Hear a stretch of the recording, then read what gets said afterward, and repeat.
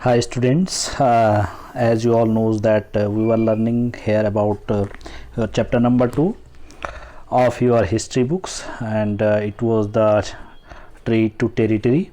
So trade to territory means how did the British explore their business from trade to territory. और जो British लोग थे, अंग्रेज़ लोग थे, उन्होंने अपना जो यहाँ पे शासन आरंभ किया वो व्यापार से लेकर के अपनी सत्ता जमाने तक कैसे किया, तो वो अब यहाँ पे देख रहे हैं। हमने half part of the lesson we have already completed and today we are here on the this topic here, war with the Marathas. अब उन्होंने मराठों के साथ कैसे युद्ध किया वो देखेंगे। तो from the late 18th century the company also sought to curb and eventually destroy Maratha power. From the late 18th century माना 18वीं सदी के अंत तक जो है company also sought to curb and eventually company ने जो है नया टर्न लिया लड़ने का और भूमि को अधिग्रहण करने का, यहाँ पे अपने सत्ता स्थापित करने का एक नया तरीका अपनाया और डिस्ट्रॉय मराठा पावर्स और मराठों की जो शक्ति को उसको ख़त्म किया। With their defeat in the third battle of the Panipat, और वो सबसे जो उनकी जो मुख्य लड़ाई थी वो पानीपत की तीसरी लड़ाई में अंग्रेज़ों ने उनको हराया था। पानीपत की तीसरी लड़ाई हुई थी इन 1761 में लड़ी गई थी और इसमें जो है उन्होंने मराठों को हराया था। The Maratha dream to ruling from Delhi was shattered, they were divided into many states under different chiefs. और मराठों का जो सपना था, मराठा लोगों का सपना था कि दिल्ली पे हम शासन करेंगे, जैसे जो मुग़लों ने किया था, जैसे जो मुस्लिम शासक रहे हैं उन्होंने किया था, अकबर वगैरह ने, तो दिल्ली में पूरा शासन वो देश में करेंगे। ऐसे जो मराठा लोग थे उनका भी सपना था, लेकिन वो चूर चूर हो गया, ख़त्म हो गया, अंग्रेज़ों ने ख़त्म कर दिया। और वो जो मराठा लोग थे वो अलग अलग टुकड़ों में बंट गए।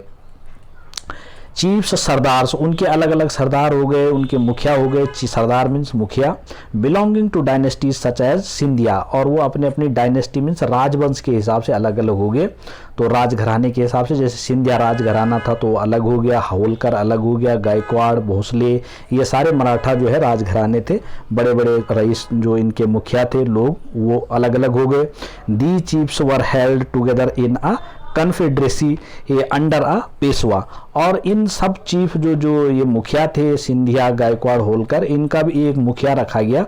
इन्होंने एक अपना मुखिया रखा जिसका नाम था पेशवा, जिसको पेशवा कहा जाता था। प्रिंसिपल मिनिस्टर मीन्स इन सब का मुखिया था, जैसा वो बोलता था वैसे ही उसके डायरेक्शन में काम करते थे। Who became its effective military and administrative head based in Pune, और इन्होंने अपना जो स्थान बनाया, जो अपना मुख्यालय बनाया वो पुणे में बनाया, पुणे महाराष्ट्र में। Mahadji Scindia and Nana Phadnavis were two famous Maratha soldiers, और जिसमें से महादजी सिंधिया परिवार के जो मेन इसके जो मुखिया जो सैनिक थे या अपने हथियार थे, जो मुख्य इसके वो थे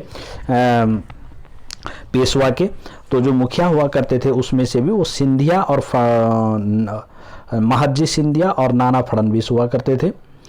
and statesman of the late 18th century, और 18वीं सदी के अंत तक इन्होंने इस तरह से शासन किया। The Marathas were subdued in a series of wars, और इस तरह से जब मराठा लोग अलग अलग हो गए, इनके अलग ग्रुप बंट गए, तो अंग्रेज़ों ने इनको अलग करके इनको तब एक एक करके हराना शुरू किया अलग अलग युद्धों में। In the first war that ended in 1782 with the treaty of Salbai, और सबसे पहला जो मराठों के साथ अंग्रेज़ों ने युद्ध लड़ा उसमें जो है ये 1782 में लड़ा था, और ये इसमें इन्होंने एक ट्रीटी मीन्स एक संधि की थी मराठों के साथ, क्योंकि अंग्रेज़ लोग जीत नहीं पाए थे मराठों से, मराठों की शक्ति बहुत थी, तो इनसे एक सालवाई की संधि हुई थी। सालवाई नामक जगह पे ये संधि हुई थी अंग्रेज़ और मराठों के बीच में। There were no clear victor, उसमें कोई भी विजेता नहीं था। The second Anglo Maratha war, और जब वो संधि हुई, अंग्रेज चालाक थे, एक तरफ संधि करते थे, दूसरी तरफ फिर वार कर देते थे। तो दूसरा वार उन्होंने किया, जो युद्ध किया वो 1803 to 05, 1803 से 1805 के बीच में लड़ा गया। Was fought in different fronts, और ये अलग अलग जगहों पे लड़ा गया, क्योंकि तब तक जो ये मराठा लोग थे अलग अलग ग्रुप में बंट गए थे, तो इसलिए अलग अलग डिफरेंट फ्रंट्स में लड़ाई लड़ी गई। Resulting in the British gaining Orissa, और उसका रिजल्ट ये हुआ कि उड़ीसा में जो मराठों का, जिस मराठे सरदार का शासन था वहाँ पे, जो सरदार वहाँ पे था, उसको जो है इन्होंने उड़ीसा को जीत लिया। Territory north of the Yamuna, और यमुना का उत्तरी भाग पूरा जीत लिया। River including Agra and Delhi, और जिसमें आगरा और दिल्ली का भी जो शासन था, जो जहाँ पर मराठा लोगों का शासन था, वो सारा अंग्रेजों ने जीत लिया। Finally the third Anglo Maratha, और लास्ट में तीसरी बार अंग्रेजों और मराठों के बीच में युद्ध हुआ, वार ऑफ द 1817 to 19, और वो 1817 से 19, 1817, 18, 19, 3 साल तक चला। क्रस्ट मराठा पावर, इसमें पूरी मराठों की जो शक्ति थी वो खत्म कर दी गई, पूरी तरह से ध्वस्त कर दी अंग्रेजों ने। The Peshwa was removed and sent away to Bithur near Kanpur with a pension, और इनका जो पेशवा, जो इनका मुखिया था मराठों का, उसको अंग्रेजों ने बिल्कुल वहाँ से दूर भगा दिया, कानपुर में एक जो है पेंशन की ज़िंदगी जीने के लिए मजबूर कर दिया। The company now had complete control over the territories south of the Vindhyas, और अब पूरी तरह से पूरा भारत में लगभग जो है जो टेरिटरी, जो ईस्ट इंडिया कंपनी थी, उसका राज हो गया पूरे साउथ से लेकर के विंध्या तक, मतलब उत्तर से लेकर दक्षिण तक पूरे भारत में। द क्लेम टू पैरामाउंट सी, अब इन्होंने एक नया अधिग्रहण का, जो कुछ बचे हुए राज्य थे, छोटे छोटे राजा थे, उनको भी अपने में मिलाने का, उनको अपने अंडर में लाने के लिए एक क्लेम टू पैरामाउंट सी नाम का एक जो है एक नया नियम निकाला। It is clear from the above that from the early 19th century the company pursued an aggressive policy of the territorial expansion। ये क्लियर हो गया है कि कंपनी ने जो है जो 19th सेंचुरी थी, 19वीं सदी के शुरुआत से ही जो है जो एग्रेसिव पॉलिसी, आक्रामक जो पॉलिसी जो है धारण कर ली थी भारत में अपना राज्यों को स्थापित करने की। Under Lord Hastings governor general from 1813 to 1823, और उस समय जो गवर्नर जनरल था इनका, जो जब इन्होंने ज़्यादा आक्रामक हुए तो उस समय जो गवर्नर जनरल था अंग्रेजों का, जो सबसे बड़ा बॉस था भारत में, वो 1813 से 1823 तक उसने राज किया यहाँ पे। A new policy of paramountcy, उसने ये नई पॉलिसी लाई थी पैरामाउंट सी यहाँ पे भारत में। Was initiated, now the company claim that its authority was paramount और सुप्रीम, तो जिसके तहत जो है paramountcy means supreme means जो सर्वोच्च है शक्ति है, paramountcy means supreme power होता है। इसका मतलब कि मतलब जो सर्वोच्च शक्ति है भारत में, इन्होंने ये दिखाया सारे लोगों, सारे जनता के सामने, चाहे वो जनता हो, चाहे वो राजघराने हो, दूसरे सबको कहा कि हम सर्वोच्च हैं, तुम सब जो है छोटे हो, हमारे अंडर में हो। तो इस तरह का नियम, और इसके अंतर्गत क्या क्या है, hence it's power was greater than of the Indian states, जितने भी भारतीय अन्य राज्य थे उनमें सबसे ऊंची शक्ति इनके पास थी, ऐसा इन्होंने नियम निकाला। In order to protect its interest it was justified in annexing or threatening to annex an Indian kingdom, और इस पॉलिसी के थ्रू इन्होंने जो है कई भारतीय राज्यों को अपने अधिकार क्षेत्र में लेना शुरू कर दिया। This view continue to guide later British policies as well, और ये जो व्यू था, इस तरह से जितनी भी बाद के जितने भी ये लॉर्ड हेस्टिंग्स के बाद में जितने भी यहाँ पे गवर्नर जनरल आए, उन सब ने यही पॉलिसी अपनी अपनाती रही। This process however did not go unchallenged, इस प्रक्रिया को, इस नियम को कोई चैलेंज नहीं कर पा रहा था। लेकिन for example when the British tried to annex the small state in of Kittur, लेकिन जब ब्रिटिश ने अपना अधिकार, ये माउंट सी जो पैरामाउंट सी जो अपना जो ये नियम वहाँ पे लगाया कित्तूर में, तो when the British tried to annex the small state Kittur in Karnataka today, Rani Chennamma took arms and led an anti British resistance movement. और तो वहाँ पे रानी चेन्नम्मा करके एक रानी हुआ करती थी, जहाँ पे कोई मेल किंग नहीं था, वहाँ पे रानी का शासन था, रानी चेन्नम्मा, और वो बहुत ही बहादुर लेडी थी, बहुत ही बहादुर एक छत्रानी थी, और उसने जो है इन अंग्रेजों के खिलाफ जो है रेसिस्टेंस कर दिया, मतलब इनका विरोध कर दिया, अवरुद्ध कर दिया, इनके खिलाफ खड़ी हो गई।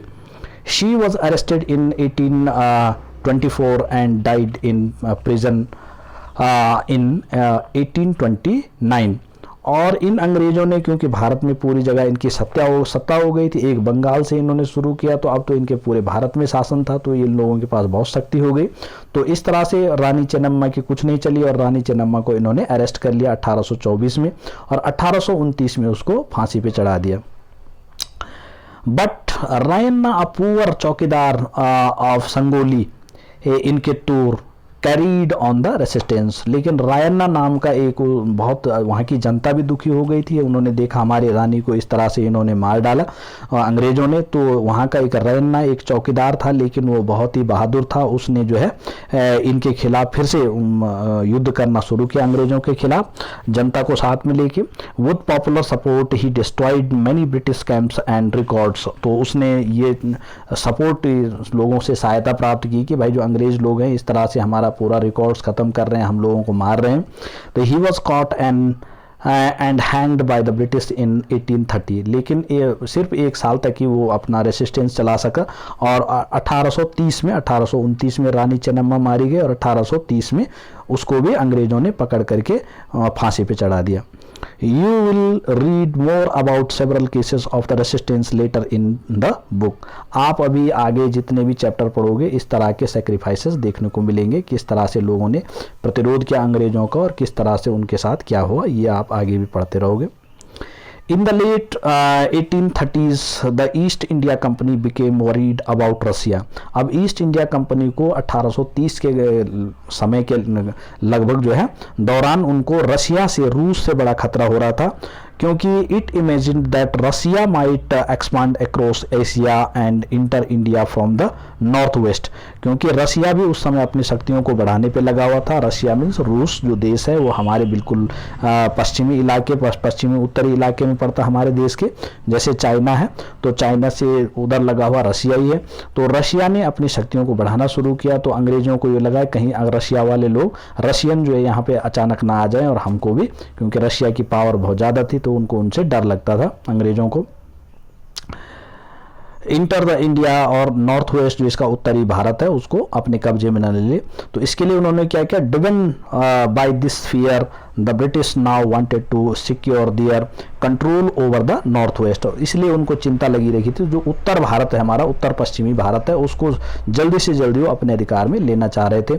They fought a prolonged war with Afghanistan between 1838 and 1842 and established indirect company rule there।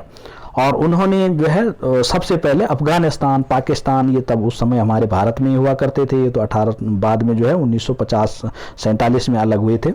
तो जब 1838 में और 1842 में ये भारत का ही हिस्सा थे अफगानिस्तान, तो इन्होंने सीधे अंग्रेजों ने सबसे पहले अफगानिस्तान पाकिस्तान वाला जो हिस्सा है उसको पूरा अपना कब्जे में ले लिया, वहाँ के राजा जो भी थे उनको हरा दिया। Sindh was taken over in 1843। और सिंध वाला जो क्षेत्र था, जो पंजाब वाला क्षेत्र था, जो हमारा पाकिस्तान और पंजाब वाला क्षेत्र था, उसको भी इन्होंने 1843 में अपने कब्जे में ले लिया। Next in line was Punjab, और उसके बाद दूसरे नंबर पे उनके निशाने पे पंजाब था। But the presence of Maharaja Ranjit Singh held back the company. लेकिन वहाँ पे महाराजा रंजीत सिंह का राज था पंजाब क्षेत्र में और वो बहुत ताकतवर थे, तो उन्होंने जो है कंपनी को बैकफुट पे खड़ा कर दिया, पीछे भगा दिया। आफ्टर हिज डेथ इन 1839, और जब उसकी मृत्यु हो गई 1839 में राजा रंजीत सिंह की, तो two prolonged war were fought with the Sikh kingdom. तब उन अंग्रेजों ने सिखों के साथ 2 लंबे समय तक बड़े बड़े युद्ध किए और ultimately in 1849 Punjab was annexed. और अल्टीमेटली अंततः जो है 1849 में अंग्रेजों ने पंजाब को भी अपने अधिकार क्षेत्र में ले लिया। एनेक्स्ड में अपने अधिकार क्षेत्र में ले लेना, उस पर उसका अधिकार हो गया। अब इन्होंने एक दूसरी पॉलिसी निकाली, that's name as the doctrine of lapse. अब एक तो पैरामाउंट सी था कि हम भाई सब सर्वोच्च हैं, आप तुम जो हमसे कमज़ोर हैं, उन्होंने सीधा paramountcy means supreme power का मतलब यही था कि मतलब हम लोगों की शक्ति ज़्यादा है, तो उससे जो कम थे, जो छोटे छोटे राज्य थे, उनके जो शासक थे, उनको उन्होंने डरा धमका करके लड़ाई करके उनके अपने कब्जे में ले। उन्होंने कहा भाई हमारी पावर ज़्यादा है, हमारे अंडर में काम करो, तुम अकेले अपने स्वतंत्र काम नहीं कर सकते हो, अपना राज्य नहीं चला सकते हो। अब इन्होंने एक दूसरी पॉलिसी निकाली, that's name is the doctrine of lapse. अब इसमें क्या था, The final wave of annexation occurred under Lord Dalhousie, who was the Governor General from 1848 to 1856. और अब यहाँ पे गवर्नर जनरल लॉर्ड डलहौजी का शासन हुआ 1848 से 1856 तक। लॉर्ड डलहौजी ने शासन किया भारत में, और वो सबसे क्रूर आदमियों में से, क्रूर गवर्नर जनरल्स में था उनका। तो उसमें क्या हुआ, he advised a policy that came to be known as the doctrine of lapse, और उसी लॉर्ड डलहौजी ने एक ये पॉलिसी लाई थी जिसका नाम डॉक्ट्राइन ऑफ लैप्स है।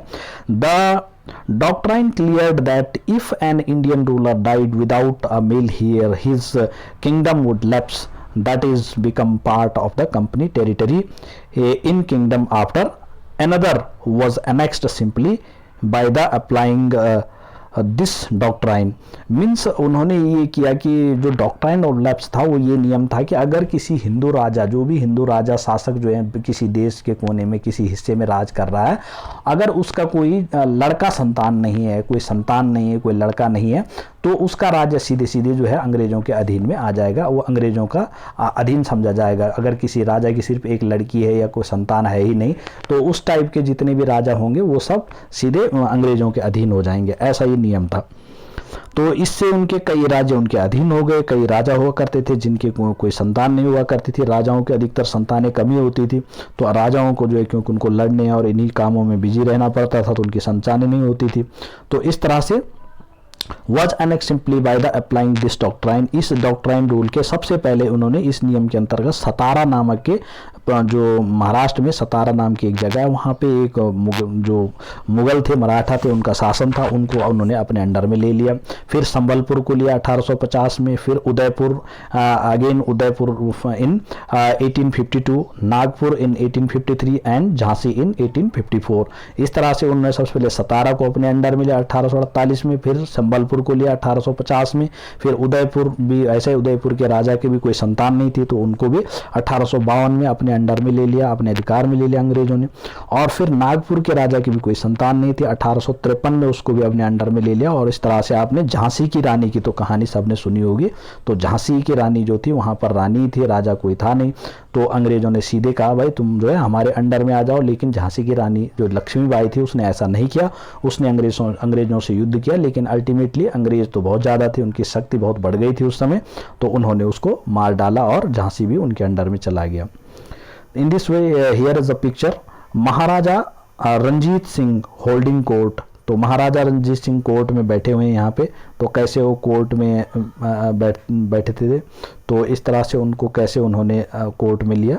तो ये पिक्चर है यहाँ पे, इस तरह की पिक्चर दिखाया करते थे जिससे कि सारी दुनिया जो है, सारे भारत के लोग, जो छोटे लोग हों, डर जाएं कि हम जो है राजाओं को पकड़ करके उनको कुछ भी उनके साथ बड़ा दंड देते हैं उनको। तो इस तरह की पिक्चर्स बनाते थे। Finally in 1856 the company also took over Awadh. This time the British and had an added argument. और अंत में जो है 1856 में जो है उसी डॉक्ट्राइन ऑफ लैप्स नाम जो उनका नियम था, उसके अंतर्गत अंग्रेजों ने जो अवध है, जो हमारा अयोध्या राज्य है, वहाँ पे भी जो राजा थे उनकी भी संतान नहीं थी, और उसको भी अपने अंडर में लेना चाहा। लेकिन उनके बीच में आर्गुमेंट शुरू हो गया। वो जो राजा था उसने जो है आसानी से अपना राज उनको अंडर में नहीं जाने दिया, तो वहाँ पे आर्गुमेंट, वहाँ पे विवाद हो गया। They said they were obliged by duty to take over Awadh in order to free the people from the misgovernment of the Awadh Nawab. और जो अवध के नवाब थे उन्होंने ये आरोप लगाया कि भाई तुम्हारा जो शासन है वो अच्छी तरह से नहीं चल रहा है। भाई हमने देखा, क्योंकि पूरे भारत में उन्हीं का शासन हो गया था लगभग अंग्रेजों का, तो उनने देखा, उन्होंने उस पर ये आरोप, फालतू का आरोप लगा दिया कि तुम्हारा शासन ठीक ढंग से नहीं चल रहा। Announced by the humiliating way in the which the Nawab was deposed. और उन्होंने कहा कि भाई इस तरह से तुम जो है राजा बनने के लायक नहीं हो, और तुम जो है हमें अपना शासन हमको दे दो। मतलब किसी भी तरीके से उनको अपने अंडर में हर किसी को करना था। उसके बाद the people of Awadh joined the great revolt that broke out in 1856। 7। और इस तरह के अवध के क्षेत्र के जो लोग थे, जो मेरठ की 1857 की जो क्रांति थी वो अवध वहीं से अयोध्या से शुरू हुई थी और यहाँ मेरठ में उसका सबसे बड़ा विस्फोट हुआ था और इस तरह से लोगों ने अंग्रेज़ों के खिलाफ वो किया था, क्रांति की थी। 1857 की सबसे बड़ी क्रांति हुई अंग्रेज़ों के खिलाफ, तो वो इसी के कारण हुई क्योंकि अवध का जो राजा था उसकी संतान भी थी, लेकिन उसको जो है उन्होंने ज़बरदस्ती अपने अधिकार में ले लिया, उसको बोला तुम राजा के लायक नहीं हो, ऐसे उस पर झूठा आरोप लगा दिया। तो इस तरह से अंग्रेज़ों ने कई चालाकियां करके कई गलत तरीक़ों से जो है हमारे भारत के कई राज्यों को अपने अंडर में ले लिया।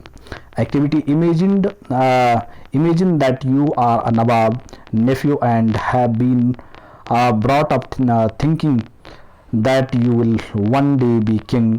अगर सोचो कि अगर आप बल्कि किसी राजा के बेटे हो, किसी राजा के चाचा के लड़के हो, मतलब कोई राजा की अपनी संतान नहीं लेकिन उसके चाचा की संतान, उसके भाई की संतान है और आप उसके भाई की संतान हो, तो now you find that you will be allowed by the British because of the new doctrine of lapse. और आपको जो है बचपन से सिखाया जाता है कि भाई तुमको जो है किसी दिन राजा बनाया जाएगा, लेकिन ये डॉक्ट्राइन ऑफ लैप्स आप देखा कि इसके अंतर्गत तो अगर किसी राजा की संतान नहीं तो राजा उसके अंदर में चला जाता, तो आपको कैसा लगेगा, what will be your feeling, आपकी कैसी वहाँ पे फीलिंग होगी, what will you plan to do, आप क्या करने की सोचोगे, तो आप अपना ये बता सकते हैं। यहाँ पे पोर्ट्रेट ऑफ वीर सुरेंद्र साई, तो सुरेंद्र साई एक हुए हैं हमारे जो वैलेंट, ये अवध के ही जो वहाँ के राजा थे, तो ये इस तरह से इनका पिक्चर यहाँ पे दिया हुआ है।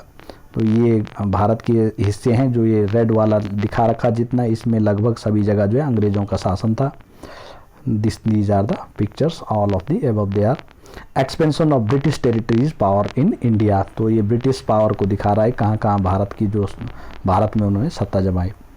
Setting up a new administration, अब उन्होंने यहाँ पे न्यू एडमिनिस्ट्रेशन मीन्स नई प्रकार का जो सत्ता जो यहाँ पे शुरू किया, नए नियम कानून अपने तरीके से चलाने से सही शुरू किए। तो वो कैसे हुए, नया शासन की स्थापना, नए शासन कैसे बनाया, नए नियम कानून बनाए उन्होंने। तो वो क्या थे, Warren Hastings, Governor General from 1773 to 1785, was one of the many important figures who played a significant role in the expansion of the company power. तो इसमें सबसे इम्पॉर्टेंट रोल जो था, जिसमें सबसे ज़्यादा नियम कानून बनाए, वो था वारेन हेस्टिंग्स। वारेन हेस्टिंग जो गवर्नर जनरल था 1773-1785 के बीच में, उसने सबसे ज़्यादा कंपनी की शक्तियों को बढ़ाया। By his time the company had acquired power not only in Bengal, उसके समय में सिर्फ कंपनी ने बंगाल में ही शक्ति नहीं बढ़ाई, but also in the Bombay and Madras, Bombay और मद्रास पे भी कब्जा हो गया अंग्रेज़ों का, ये वारेन हेस्टिंग के समय में हुआ।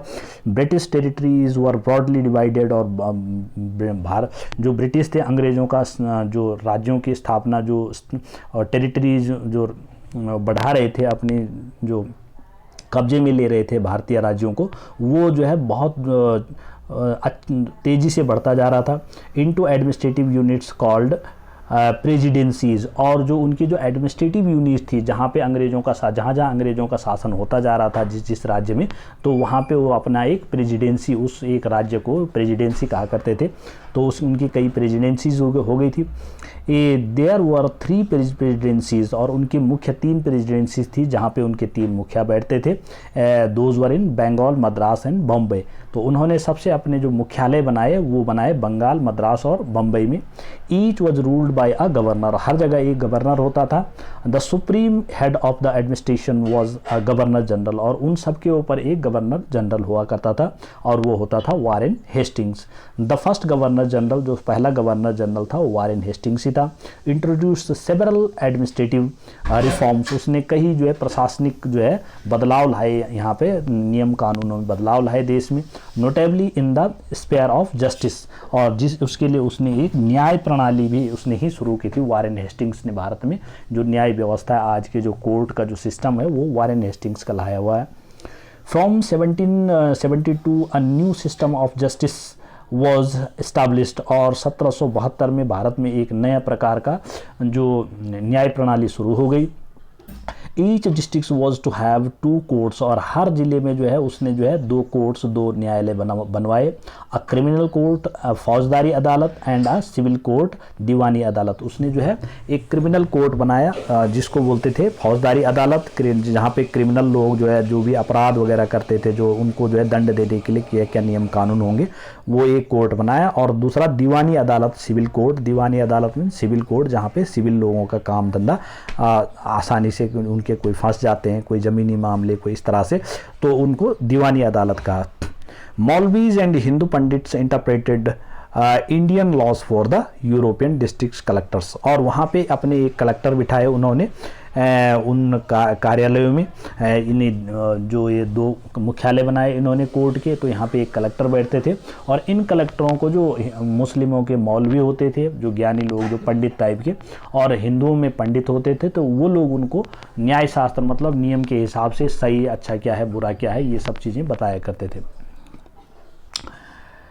Collectors who presided over civil courts, the criminal courts were still under a qazi and mufti but under the supervision of the collectors. तो क्रिमिनल कोर्ट में जो है 2 मुखिया जो होते थे, जो वहाँ पे जो जज होते थे, उनको काजी और मुफ्ती कहा जाता था, और काजी और मुफ्ती के ऊपर भी कलेक्टर होता था, जो मेन अंग्रेज़ों का अपना आदमी होता था। तो काजी और मुफ्ती इंडियन लोग होते थे, लेकिन जो कलेक्टर होता था वो उनका अपना होता था। यहाँ पे कुछ वर्ड मीनिंग है। काजी मीन्स जज, काजी का मतलब है जज, उस समय का जो जज न्यायाधीश होता था उसको काजी बोलते थे। और मुफ्ती मीन्स जो jurist of the Muslim community responsible for the expounding the laws that the qazi would administer, मतलब जो वकील होते हैं, जो वकील जो दलील करते हैं कोर्ट में, जो बताते हैं सही गलत का क्या है नियम कानून, तो वकील लोग होते हैं, उनको मुफ्ती कहा जाता था। Impeachment means a trial by the House of the Lords in the England of charges of misconduct brought against a person in the House of the Common। तो हाउस ऑफ द कॉमन यहाँ पे एक England में एक उनका अपना न्यायालय हुआ करता था अंग्रेज़ों का, वो यहाँ पे नहीं होता था, इंग्लैंड में होता था। तो उसमें अंग्रेज़ों के जो भी अपराधी होते, अपराधियों के खिलाफ वहाँ पे जो सुनवाई होती थी उसको इम्पीचमेंट कहा जाता था। From 1772 a new system of justice was established each, अच्छा ये हो गया था। तो यहाँ पे एक ये दे रखा, trial Warren Hastings painted bye R.G. Pollard. Warren Hastings ने एक ये चित्र बनाया कि किस तरह से इंग्लैंड में ये सुनवाई होती। Warren Hastings went back to the England in 1785। Edmund Burke accused him of being personally responsible for the misgovernment of Bengal. This led to an impeachment proceeding in the British Parliament that lasted 7 years. और जब वो 1785 में Warren Hastings जो था, जिसने भारत में बड़ी क्रूरता से राज किया, तो वो जब अपने इंग्लैंड वापस गया तो उसको जो उसके खिलाफ जो है वहीं के एक आदमी जो एडमंड बुर्क था, उसने उसके खिलाफ वहाँ पे कोर्ट में केस डाल दिया, क्योंकि उसने जो है बंगाल में बहुत बुरी तरह से शासन किया, गलत किया। और उसको जो है इम्पीचमेंट मीन्स वही प्रोसीडिंग्स के उसके गलत कार्यों के लिए उसको जो है जेल भेजा गया, और जो कि 7 सालों तक चलता रहा, उसका केस चलता रहा वहाँ पे। A major problem was that the Brahman Pandits gave different interpretations to local laws based on different schools of the धर्मशास्त्र। अब सबसे बड़ी प्रॉब्लम ये होती थी कि जो पंडित लोग होते थे हमारे यहाँ के, वो हमारे धर्मशास्त्र बहुत ज़्यादा हैं, तो अलग अलग शास्त्रों के हिसाब से अपना अपना तर्क वहाँ पे जो कलेक्टर होता था या जो जज होते थे उनको बताया करते थे कि भाई इस अगर कोई अपराध हुआ तो इसका जो है ये उसको दंड मिलना चाहिए या ये नहीं, उसके साथ न्याय होना चाहिए। तो अलग अलग न्याय व्यवस्था, अलग न्यायिक जो ये आंसर जो होते वो दिया करते थे, तो उससे उनको जो बड़ी दिक्कत हो रही थी। तो to bring about uniformity in 1775 11 pandits were asked to compile a digest of the Hindu laws. तो उस दिक्कत को दूर करने के लिए अंग्रेजों ने 1775 में एक 11 पंडितों की एक सभा बुलाई, और उसमें ये कहा कि भाई जो परफेक्ट लॉ है, जो सबसे अच्छा है, उस तरह के नियमों का एक जो है एक वो बनाओ, एक इकट्ठा एक विशेष नियमों का एक जो है लिस्ट बनाओ। N B Halhed translated this digest into English, और एन.वी. हैलहेड करके नाम का एक अंग्रेज अधिकारी था, उसने इसको जो है जो ब्राह्मणों ने जो नियम कानून का जो एक वो दिया था उनकी लिस्ट की कौन से अपराध के लिए कौन सा दंड होना चाहिए, तो वो जो है B.N. हैलहेड ने इंग्लिश में ट्रांसलेट किया था। By 1778 a code of Muslim laws was also compiled for the benefit of the European जजेस, और 1778 में जो है कोड ऑफ मुस्लिमों के लिए मुस्लिम लीग की जो है इस तरह से उन्होंने जो एक वो बनाया, यूरोपियन जो जज थे, जो वहाँ पे अंग्रेज जज थे, उनके थ्रू जो है उन मुस्लिमों के लिए अलग नियम बनवाया under the regulating act of 1773। और ये रेगुलेटिंग एक्ट मीन्स जो भारत का अधिकार का अधिनियम था, तो 1773 का, उसके तहत उन्होंने ये किया। A new supreme court was established while a court of appeal, तो उसके तहत जो है एक नया कोर्ट बनवाया गया, और जहाँ पे कि अगर किसी के साथ जो भी न्यायालय जो कि अंग्रेज़ों के द्वारा चलाए जा रहे थे उसमें उनको न्याय नहीं मिलता, तो एक बड़ा न्यायालय होगा जहाँ पे फिर से सुनवाई हो सके। 10 Sadar Nizamat Adalat was also set up at Calcutta, और वो जो सुप्रीम कोर्ट बनाया गया सबसे पहले सदर निज़ामत अदालत जो मुस्लिमों ने कहा उसका नाम, तो वो कलकत्ता में इस्टेब्लिश हुआ। The principal figure in an Indian district was the collector, और सबसे मेन इनमें जो सब सर्वोच्च अधिकारी होता था उस समय अंग्रेज़ों का, चाहे वो न्यायालय हो चाहे एडमिनिस्ट्रेशन में हो, वो कलेक्टर होता था, उनका अपना अंग्रेज अधिकारी होता था। As the title suggests, his main job was to collect revenues and taxes and maintain laws and orders. तो जो कलेक्टर होता था उसका मेन काम ये होता था कि नियम कानूनों को बनाए रखना और टैक्स को ज़्यादा से ज़्यादा वसूली करना, करों को जनता पे कर लगाना और उनको वसूली करके अंग्रेज़ों को देना, और नियम कानूनों को बनाए रखना वो जो है उसके अंडर में होता था, जैसा आज भी डीएम के पास होता है। In his district with the help of the जज, और उसकी हेल्प के लिए जज होते थे, पुलिस होती थी, पुलिस ऑफिसर एंड दरोगाज होते थे। His office the collectorate became the new centre of the power and patronage, और धीरे धीरे करके जो कलेक्टर की पावर थी वो बढ़ती गई, वो जो है एक शक्ति का केंद्र बनता गया। That steadily replaced previous holders of the authority, और उसने जितनी भी पुरानी जो शक्तिदार शासन की शक्ति रखने वाली जितनी भी जो बॉडीज होती थी उन सबको बैक कर दिया, और कलेक्ट्रेट सबसे ऊपर हो गया। अब क्या हुआ, द कंपनी आर्मी, कंपनी ने अपनी फौज कैसे बनाई, अब ये हम देखेंगे। यहाँ पे कंपनी की फौज, आर्मी मीन्स फौज। यहाँ पे एक छोटा है कि I impeach the common enemy and oppressor of all, ये मैंने इम्पीचमेंट मैंने आपको बता ही दिया। colonial rule in India brought in some new ideas of the administration and reform, but its power rested on its military strength. अब colonial power जो औपनिवेशवाद जो अंग्रेज़ों ने लाया, मतलब हम अंग्रेज़ों का यहाँ पे बसना और उनका अपने तरीके से नियम कानूनों को लागू करना, उसको उपनिवेशवाद हुआ, तो उनका राज्य स्थापित होना, उसको बोलते थे कॉलोनियल रूल, अंग्रेज़ों के जो रूल होते थे।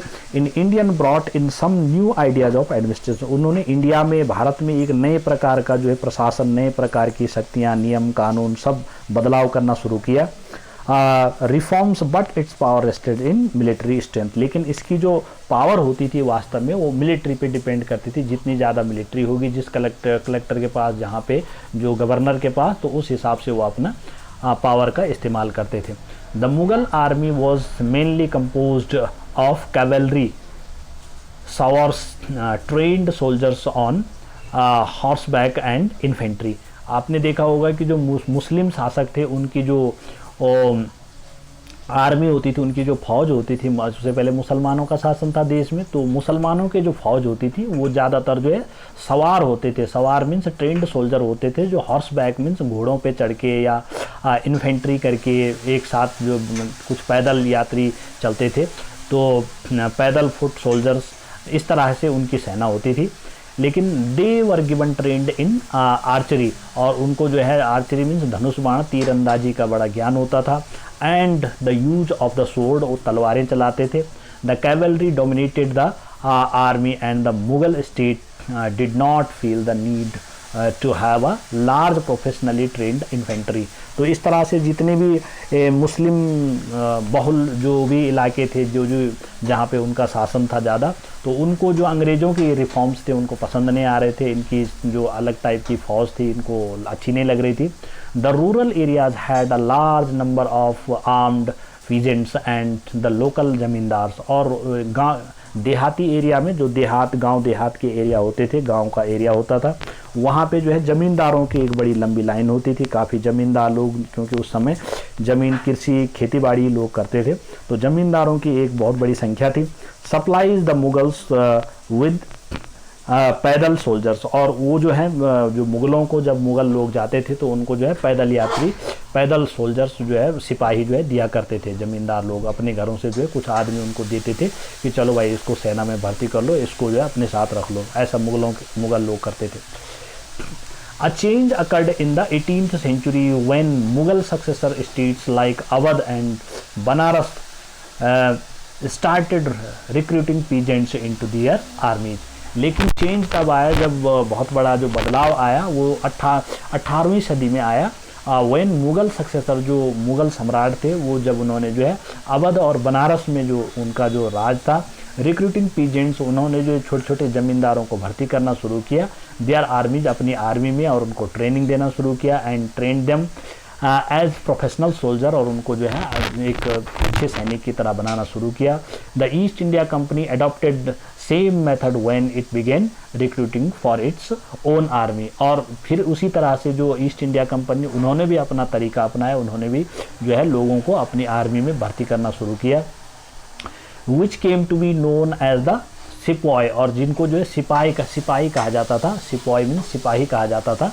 उस समय जो अंग्रेज़ लोग हैं, जो लोगों को अपनी आर्मी में भर्ती करते थे, यहाँ इंडियन लोगों को, तो उसको सिपाही कहा जाता था।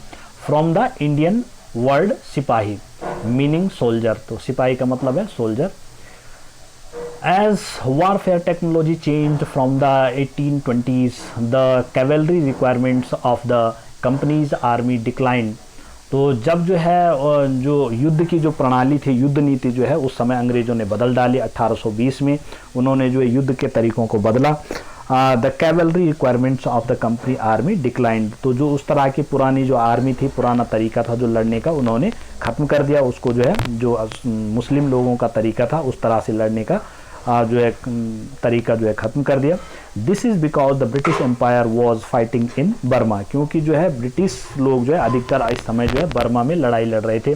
अफ़गानिस्तान एंड इजिप्ट, अफ़गानिस्तान और इजिप्ट में भी लड़ाइयाँ लड़ रहे थे, क्योंकि अंग्रेज़ लोग जो है पूरे विश्व में उस समय अपने अंडर में एक्वायर करते जा रहे थे। उस सभी जगह लड़ाइयाँ लड़ रहे थे, सब बहुत सारी जगहों पर, न कि भारत में ही सिर्फ, और भी देशों में उनकी लड़ाइयाँ चल रही थी उस समय, जिसमें बर्मा, अफ़गानिस्तान और इजिप्ट में उनकी लड़ाइयाँ चल रही थी। Where soldiers were armed with the muskets and matchlocks, और वहाँ पे जो उनकी आर्मी होती थी, अंग्रेज़ों की जो सेना होती थी, जो फौज होती थी, उनके पास तलवार और घोड़े इस तरह से नहीं होते थे। उनके पास सीधे मस्केट्स होते थे। मस्केट्स में बंदूक होती थी, और मैचलॉक्स होते, छोटे छोटे रिवाल्वर टाइप की होती थी, जिससे आसानी से आदमी मर जाते थे। उसमें ज़्यादा वो करने की ज़रूरत नहीं थी। The soldiers of the company's army had to keep pace with changing military requirements, और इसी तरह से वो भारत में भी करना चाह रहे थे। सारे आर्मी को मैचलॉक और मस्केट्स उनको देना चाह रहे थे, जो कि बाद में उन्होंने किया भी। सारे आर्मी को सब उन्होंने जो है जो बंदूकें हैं वो दी, सबके पास बंदूक से लड़ना सिखाया। Military requirements and it's infantry regiments now became more important. अब जो है आर्मी जो है बहुत ज़्यादा इम्पोर्टेंट हो गई, क्योंकि उनके पास ज़्यादा शक्ति आ गई, और उनको जो है इस तरह से अंग्रेज़ों ने लेस कर दिया। In the early 19th century the British began develop a uniform military culture, और फिर जो है 19वीं सदी में अंग्रेज़ों ने एक नए प्रकार का फौज जो है, एक मिलिट्री कल्चर, एक नई संस्कृति बना दी फौज की। सोल्जर्स वर, यहाँ पे कुछ दे रखा है, तो धर्मशास्त्र में Sanskrit text scriptures, social rules and codes of the behaviour composed from century 1500 BCE onwards. तो 500 ईस्वी से ईस्वी पूर्व से जो है जो संस्कृत की जो हमारे जो टेक्सचर थे, जो भी हमारे बुक्स होती थी, जो हमारे यहाँ पे धर्म ग्रंथ होते थे, उनमें जो नियम कानून लिखे हुए थे उनको बोलते हैं धर्मशास्त्र। सवार, सवार में मैन एंड हॉर्स, जो मतलब आदमी जो है घोड़ों पे बैठ करके चलते हैं उनको बोलते हैं सवार। Musket a heavy gun used by infantry soldiers. Musket means जो एक बड़ी बंदूक होती है, हैवी गन होती है बहुत लंबी, जो सबके पास अधिकतर लोग, कई लोगों के पास घरों में भी होती है, उसको बोलते हैं मस्केट। और दूसरा है matchlock. Matchlock means an early type of the gun in which the powder was ignited by a match, और जिसमें एक पाउडर टाइप का डाला जाता है जिससे जो है जो गोली आगे के लिए चलती है उसको मैच लॉक कहा जाता है। तो इस तरह से, अरे क्या हो गया, okay. Now come to the next page. It's a picture given here, a sowar of Bengal in the service of the company painted by an unknown Indian artist. तो यहाँ पे एक अंग्रेजी सिपाही था जो कि सवार, अच्छा सवार था, ये भारतीय सिपाही था, किस तरह से सवार होते थे उसका एक चित्र है। तो ये है, increasingly subjected to European style training, drill and discipline that regulated their life far more than before. तो ये इस तरह से अंग्रेज़ों ने जो बदलाव लाए आर्मी में, यहाँ पे फौज में, यहाँ पे उससे जो है बहुत ज़्यादा क्या हो गया, बदलाव आ गया, उससे जो है एडवांसमेंट आ गया। रेगुलेटेड देयर लाइफ, उनकी जो जीवन पद्धति थी सोल्जर्स की वो पूरी चेंज हो गई। Often this created problems since caste and the community feelings were ignored in the building a force in professional soldier. और वहाँ पे एक थोड़ा सा जो फौज होती थी, जो अंग्रेज़ लोग जो फौज रखते थे, वहाँ पे फौज को उन्होंने कंबाइंड रखना शुरू कर दिया, चाहे कोई किसी भी जाति का हो एक साथ रहेगा। तो फौज में आज भी ऐसा ही होता है। तो उस समय लोगों में जातिवाद की बहुत ज़्यादा भेदभाव की स्थिति थी। तो जो बड़ी जाति के लोग थे वो सोचते थे कि हमको अलग रखना चाहिए, हमको अलग तरह से खाना देना चाहिए, लेकिन अंग्रेज़ लोगों ने ऐसा नहीं किया। जो सोल्जर है उनको एक साथ एक जैसा खाना दिया, चाहे वो छोटी जाति का हो चाहे बड़े जाति का हो। तो उससे जो है वहाँ पे एक विरोध की स्थिति हो गई। Could individuals so easily give up their caste and the religious feelings? Could they aid themselves only as soldiers and not members of the communities? तो क्या आपको लगता है कि जो सोल्जर्स हैं, could individuals so easily give up, क्या उन्होंने आसानी से अपना जो धर्म, तो जो जाति थी वो, या उसका धार्मिक विश्वास था, धार्मिक फीलिंग थी, भावनाएं थी, उनको जल्दी से छोड़ दिया होगा? Could they see themselves as soldiers, क्या वो अपने आप को सिर्फ एक जो है सिपाही के रूप में देखते होंगे? And not as members of the community, जैसे, और न कि एक जो है सामाजिक आदमी की तरह देखते होंगे, एक आम आदमी की तरह देखते होंगे, एक सोल्जर की तरह क्या वो देखते होंगे अपने आप को वो लोग? तो आपको क्या लगता है, अपना विचार बताइए। व्हाट डिड द सिपाही फील्स, सिपाही लोग जो होते थे वो कैसा फील करते होंगे? How did they react to the changes in their lives, और जब उनकी ज़िंदगी बदल जाती थी, जहाँ पे कास्ट सिस्टम, चाहे छोटी जाति बड़ी जाति एक साथ रह रहे हैं, तो उनको कैसा लगता होगा? एंड दियर आइडेंटिटी, उनकी जो पहचान होती थी वो पूरी बदल जाती थी। जो छोटी जाति का लोग वो बड़ा अधिकारी भी हो सकता था, और बड़ी जाति का जो आदमी है वो छोटा सिपाही भी हो सकता था। तो इस तरह से वहाँ पे उसके अपनी आइडेंटिटी, उनकी जो पहचान होती थी वो बदल जाती थी। That is their sense of who they were, तो वहाँ पे किस तरह से वो फील करते थे ये आप महसूस करिए। The revolt of 1857 gives us a glimpses into the world of the sipahis. और इसी रिवोल्ट के कारण, इसी तरह से कई लोगों ने तो उसको एक्सेप्ट कर लिया, वो अंग्रेज़ों की वो जो पॉलिसी थी, लेकिन कई लोगों को वहाँ पे बुरा लगता था, वो गलत समझते थे इस तरह से कि उनके साथ भेदभाव हो रहा है। तो इसके कारण ही जो उन सिपाहियों के साथ, सिपाहियों नहीं, उस समय जो सोल्जर्स होते थे, जो आर्मी होती थी, पुलिस होती थी, उन्होंने ही जो 1857 की क्रांति थी वो मेरठ से शुरू हुई थी, क्योंकि मेरठ में ही अंग्रेज़ों के जो सिपाही थे उनके कैंप हुआ करते थे, तो वहीं से ये शुरू हुआ था भेदभाव की स्थिति से। You will read about this revolt in chapter 3, और आप इस तरह के इस रिवोल्ट 1857 की क्रांति के बारे में अभी चैप्टर 5 में भी पढ़ेंगे। अब इसका कंक्लूजन देखते हैं इस चैप्टर का, मतलब इसका जो है उपसंहार क्या है, इसका निष्कर्ष क्या निकला। Thus the East India Company was transformed from trading company to a territorial colonial power।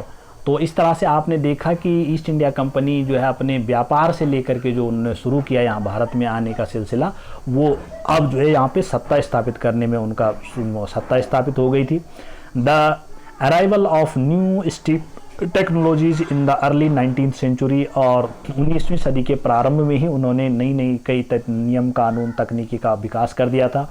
Also added his process, और उन्होंने अपना जो प्रोसेस थी, प्रक्रिया थी, उसको शुरू कर दिया था। Till then it would take anywhere between 6 and 8 months to और travel to India by sea. और उससे पहले तक वो जो है जब भारत में आते थे अंग्रेज लोग, तो उनको 8 से 8 मंथ्स 6 to 8 months 6 से 8 महीने लग जाते थे उनको इंग्लैंड से भारत में आने के लिए। लेकिन steam ships reduce the journey time to 3 weeks, enabling more Britishers and their families to come to far off countries like India। और अब जो है उन्होंने भाप के इंजन, क्योंकि जेम्स वाट जो था उसने भाप का इंजन बनाया, तो भाप के इंजन की उन्होंने जो आविष्कार कर लिया था अंग्रेज़ों ने, और उससे उनका जो है भारत जैसे अन्य कई भी देशों में आना जाना बहुत सुविधाजनक हो गया, जिससे वो 8 महीने में यहाँ पहुँचते थे। अब वो सिर्फ 3 हफ्ते में यहाँ भारत में पहुँच जाते थे, स्टीम इंजन की सहायता से जो उन्होंने अपने शिप्स में लगाए, जो समुद्री जहाज़ों में लगाए, और अब वो सिर्फ 3 हफ्ते में यहाँ पहुँच जाते थे, उनके लिए अच्छा हो गया था। By 1857, the company came to exercise direct rule over about 63% of the territory and 78% of the population of the Indian subcontinent। और 1857 के बाद जो है अंग्रेज़ों ने भारत के पूरे लगभग 63 हिस्से पर और पूरी जितना भी राज्य थे उनके 78% हिस्से पर अपना जो है वो जो जनसंख्या थी भारत की उपमहाद्वीप की, भारतीय उपमहाद्वीप की, उस पर अपना कब्जा कर लिया था। combined with its indirect influence on the remaining territories, और जो छोटी मोटी जो राज्य किसी के जो छोटे मोटे हिस्से इलाके जो रह भी गए थे, जहाँ पर उनका छोटे मोटे राजा कोई राज्य करते थे, तो वहाँ पे भी टेरिटरी, वहाँ पे भी जो है इनका अपना इनके इन्फ्लुएंस में था, वो भी नाम के राजा थे, लेकिन वहाँ पे चलती अंग्रेज़ों की थी। The East India company had virtually the whole of India under its control, और इस तरह अंग्रेज़ों ने पूरे भारत को अपने कंट्रोल में ले लिया, अपने अधिकार में ले लिया था। अब यहाँ पे एल्सवेयर थोड़ा है, तो एल्सवेयर मीन्स उसके अन्यत्र कहीं, तो अन्यत्र में क्या हुआ,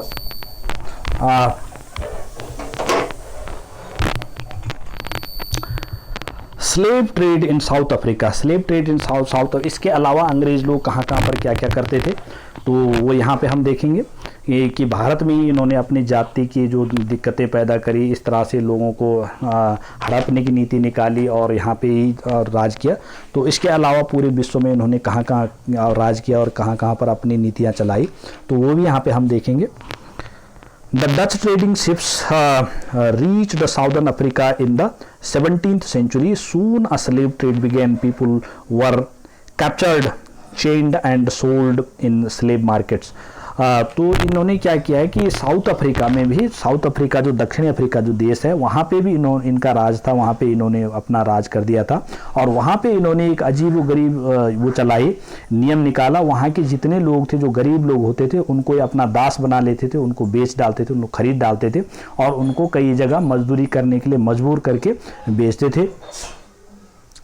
When slavery ended in 1834, there was 36,774 private owned slaves at the Cape located at the southernmost tip of Africa।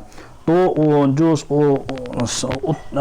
South Africa है, दक्षिणी अफ्रीका है, वहाँ पे इन्होंने तब तक 1824 में जो केप आने वाले एक यात्री थे, वहाँ पर उन्होंने तब तक 36,774 संख्या पहुंचा दी थी दासों की। सब 36,774 लोगों को दास या गुलाम बना दिया था अपना, जिनको ये अपनी मर्जी से बिना पैसे कहीं भी बेच डालते थे। यहाँ पे आदमियों को बेचा जाता था, तो इस तरह से गरीब आदमियों के ऊपर इन्होंने अत्याचार किया। Now next, having learned that there was to be sale of cattle, farm stocks etc. by auction proceeding, fresh auction among the stock, the farmers examined them stocks etc. by auction. We halted our wagon for the purpose of the procuring fresh auction. Among the stock was the female slaves and her 3 children. The farmers examined them as if they had been so many head of the cattle. they were sold separately and a different purchaser, the tears and the anxiety of the anguish of the another, while she cast heart-rending look upon her children and the simplicity and touching sorrow of the poor young ones, while they clung to their distracted parents, contrasted with the market intensity, the jocular countenances of the spectators. तो यहाँ पे क्या किया इन्होंने कि जो अंग्रेज़ों ने जो दास बनाने की जो नीति बनाई यहाँ पे, उसके तहत इन्होंने यह मालूम होने पर कि पशुओं कृषि उत्पादों की नीलामी होने वाली है, जैसे आप देखते हैं कि जो ऐसी चीज़ें जानवर वगैरह उनकी नीलामी होती है, हमें अपनी गाड़ी नए बैल खरीदने के लिए रोक ली। तो वहाँ पे एक पिक्चर दे रखी है जैसे आप दिखाई दे रही है। तो यहाँ पे इन्होंने अपनी गाड़ी रोक ली। नीलामी के माल में एक स्त्री दास और उसके 3 बच्चे थे, और वहाँ पर नीलामी किसकी हो रही थी, तो वहाँ पर देखा गया कि वहाँ पर एक लेडीज़ थी, एक औरत थी और उसके 3 बच्चे थे। किसानों ने पशुओं के समान ही उन्हें परखा। किसान लोग जो हैं उसको वहाँ पे वही चलता था, जो अंग्रेज लोग जो है तो उनको पशुओं के समान ही बेच खरीद चलता था। उन्हें अलग खरीदारों को बेच दिया। माँ को अलग। माँ ने चिंता वेदना और आंसू भरी आंखों से बच्चों की तरफ देखा, और दूसरे बच्चे व्याकुल माँ बाप से चिपक गए। तो जो छोटे छोटे बच्चे थे माँ के, वो अपनी माँ से चिपक गए, क्योंकि उनको अलग किसी को बेचा गया, माँ को अलग आदमियों को बेचा गया। तो यह दृश्य दिल को पिघलाने वाला था। यह जो दृश्य था ये बहुत ही ज़्यादा खतरनाक था। इसके विपरीत मौजूद दर्शकों के चेहरे हंसते हुए एवं असंवेदनशील थे, लेकिन जो अंग्रेज लोग थे, जो दर्शक थे, जो खरीदने बेचने वाले लोग थे, वो सारे जो है बहुत प्रसन्न थे। तो ऐसा माहौल अंग्रेजों ने वहाँ पे क्रिएट कर लिया था। तो ये स्थिति थी। In this way we have gone through the chapters. I have completed the chapter here. Explanation of chapters is finished here. So in the same way you should go through the chapters, read the chapters with line to line and understand the chapter. It's very important chapter of your books, and learn and understand the chapter. So if you like my explanations, then please subscribe my channel also. Thank you so much. यार ये क्या लफड़ा।